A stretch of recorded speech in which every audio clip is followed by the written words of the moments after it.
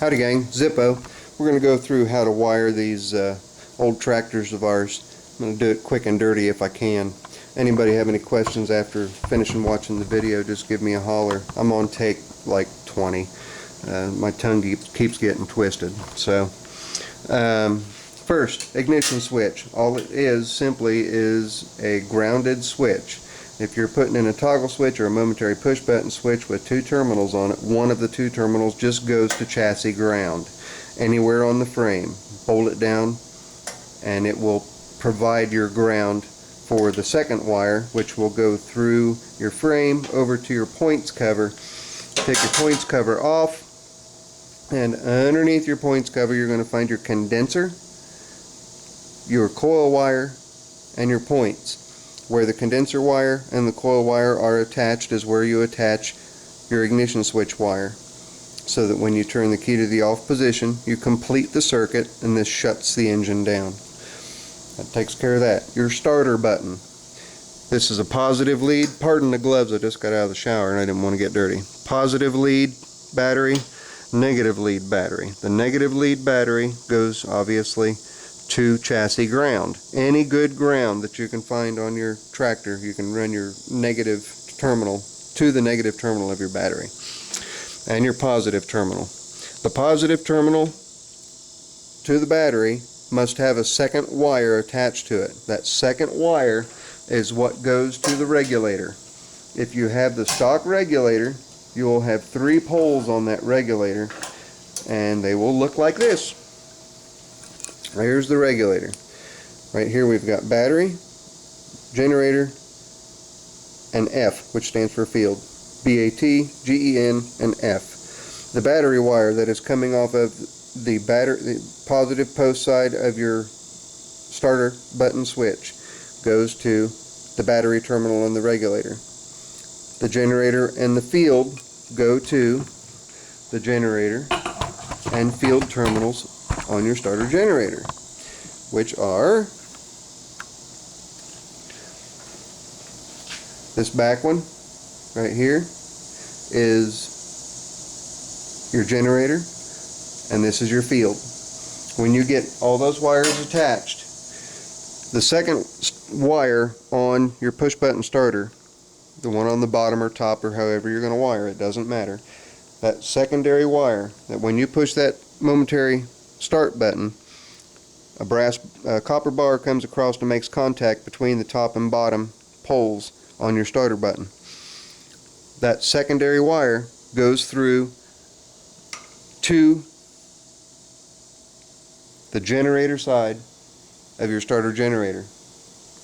In addition, you have a secondary wire coming off of the generator, off of the gen side of your starter generator, and going to the gen position on your regulator. Then, last but not least, is your F, your field. On the frame of your starter generator, there's an F. That's where your field wire goes. You attach a wire from this field to the F on your regulator. Then, you're not done yet. Connect your battery. Don't try to start it yet. Take a piece of wire and run that piece of wire to the generator and battery poles at the same time. Don't worry about the spark. That's okay. You're polarizing your regulator so that your regulator will charge after you start the engine. If you fail to do this, the regulator will not charge your battery. So you need to make sure that you do that. How do you know if it's charging your battery? There's a couple ways that you can do this. One is disconnect the battery on the negative terminal side, and then take a light bulb with a couple of wires on it, 12 volt of course, and put one on the negative wire that you've taken off and one on your positive terminal. If the light lights up, your starter generator is providing you with electricity to charge your battery back up. That is if your tractor does not have one of these, the amp meter. The way that the amp meter connects is very simple also. 2 wires, 2 positions on the back. The minus and the plus kind of throws you off, because you would think that one side goes to negative, one side goes to positive. Not so. It has to go in line. So you take your battery wire that would normally go straight over to, let me get it back in the picture here. Okay.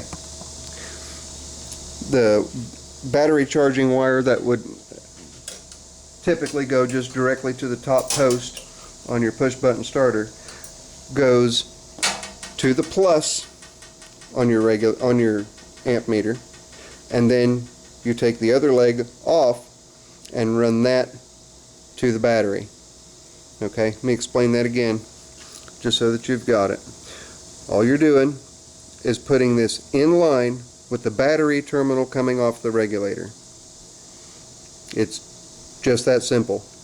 You're breaking the connection between your regulator and your push button starter post that is going to the positive battery. It's the small diameter wire. Just break it and put it in between the two. If you get it reversed, you'll know, because instead of charging, it'll show it's discharging. Just flip the wires around. It's that easy. Now, what about if you want to add lights to your starter, to your tractor, or you want to add an accessory socket, or a horn or a radio or what have you? Be careful with the radio; it uses a lot of electricity. On the starter, on the regulator, the stock regulator does not have a provision for either an L, which stands for load, or ACC, which stands for accessory, or just an A, which stands for accessory. Okay, but what you do use is the battery terminal on the regulator. Do not wire anything directly to the battery itself. Go through the regulator. The regulator will make sure that there is no oversurge, and that whatever equipment you're putting on that you're wanting to use the battery power for is going to be protected through the regulator. Again, anything, lights, horn, radio, whatever you can think of, if you're going to hook it up with a stock regulator that's in good working condition, you use the battery terminal on the regulator to attach any accessories. Now, that's all I've got. This is about 20th take or thereabouts, and it seems like I finally got through it. So thank y'all for watching. If anybody's got any questions or any concerns about how I've explained things, give me a holler, let me know. This is Zippo. Later. I'm out.